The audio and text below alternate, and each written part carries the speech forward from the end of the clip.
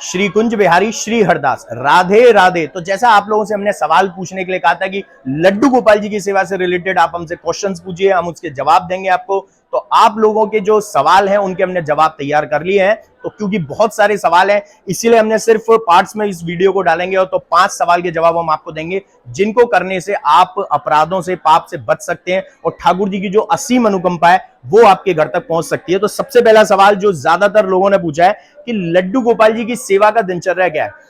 तो देखिए, जब आप लोग उठते हैं स्नान ध्यान करने के बाद आप लोग लड्डू गोपाल जी को उठाइए और लड्डू गोपाल जी को उठाने से पहले आपको उनको विश करना है। विश कैसे करना है? श्री कुंज बिहारी श्री हरदास, राधे राधे और जय बिहारी जी की करकरी उनके कक्ष में प्रवेश कीजिए। उसके बाद उनको स्नान कराइए, पोशाक धारण कराइए, फिर ठाकुर जी महाराज को बाल भोग लगाइए जिसको ब्रेकफास्ट कहते हैं, ऐसे ही राजभोग लगाइए और रात्रि में शयन भोग लगाइए। और जल पिवाना कभी मत भूलिएगा। उनको आप आचमन करा सकते हैं, घंटी लीजिए और लुटिया लेकर उसमें आचमन कराइए, उनके मुख के आगे लेकर इस तरीके से आपको भोग लगाना है। और उनके पास कुछ भोग ऐसा ड्राई फ्रूट्स वगैरह का हमेशा रखिए और एक दिन पूरा रखने के बाद अगले दिन वो ड्राई फ्रूट्स का प्रसादी रूप में आप लोग पाइए। और तुलसी डालना बिल्कुल मत भूलिएगा। लड्डू गोपाल जी को जब भी भोग लगाएं तुलसी के साथ ही लगाएं। दूसरा आप लोगों का सवाल है कि भोग किन चीजों का नहीं लगाना चाहिए। तो देखिए, जितने भी मिर्च मसाले ज्यादा होते हैं उनका भोग नहीं लगाना चाहिए, क्योंकि जैसे बच्चे की सेवा कर रहे हैं ऐसे लड्डू गोपाल जी की सेवा कीजिए। और अनियन, गार्लिक, इनका तो कभी भी सेवन नहीं करना चाहिए लड्डू गोपाल जी के भोजन में, उनके प्रसाद में। तो इसका विशेष ध्यान रखिए। अगर आप लोग खाते भी हैं तो वो बाहर खाइए, लेकिन घर में लड्डू गोपाल जी के भोग में कभी भी ये चीजें नहीं डालनी चाहिए। और मिर्च मसाले हमेशा कम ही रखिए। ठाकुर जी का जो हमें भोग लगाना है वो मिठाई का ज्यादा लगाना है। बढ़िया आप अपने घर में हलवा बना के, पकवान बना के ठाकुर जी को डेली भोग लगाइए। घर में एक से ज्यादा लड्डू गोपाल जी होने चाहिए, नहीं होने चाहिए? बिल्कुल जी, लड्डू गोपाल जी हो सकते हैं एक से ज्यादा। जैसे एक से ज्यादा बच्चे हो सकते हैं, एक से ज्यादा हम लोग हो सकते हैं, तो लड्डू गोपाल जी क्यों नहीं हो सकते?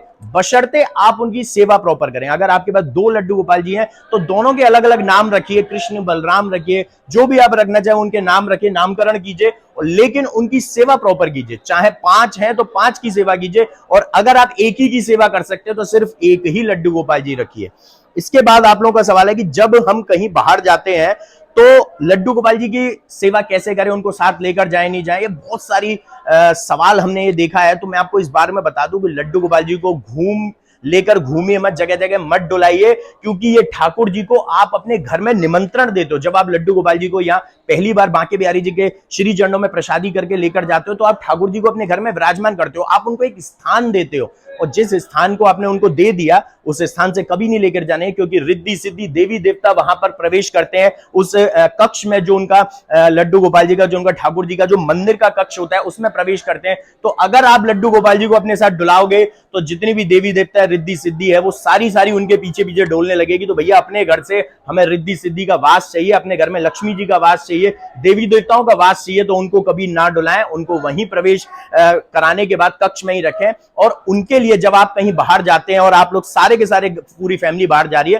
तो ठाकुर जी को आप उनके पास में प्रसाद रख के जाइए, ड्राई फ्रूट्स हो गया, मखाने हो गई, ऐसी चीजें रख के जाइए और जल रख कर जाइए। और ठाकुर जी से यही प्रार्थना कीजिए कि प्रभु, आपको जब भी भूख लगे आप प्लीज कृपया करके ये पाइएगा और हमारे घर का और अपने घर का, बिल्कुल वो उन्हीं का घर है, अपने घर का ध्यान रखिएगा और अपनी कृपा की बरसात हम पे हमेशा बनाइएगा।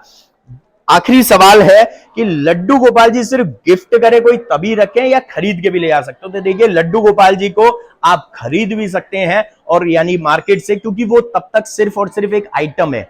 लड्डू गोपाल जी तब तक सिर्फ एक आइटम है, सिर्फ एक मूर्ति है। लेकिन जब आप बिहारी जी के श्री चरणों पे लगा देते हैं तब उनमें जान आती है। जब आप ठाकुर जी से पहली बार उनका मिलन करा देते हैं तब ठाकुर जी उनमें जान दे देते हैं और फिर वो मूर्ति नहीं, भगवान स्वयं साक्षात लड्डू गोपाल जी हो जाते हैं। और उनका नामकरण करके लेके जाइए।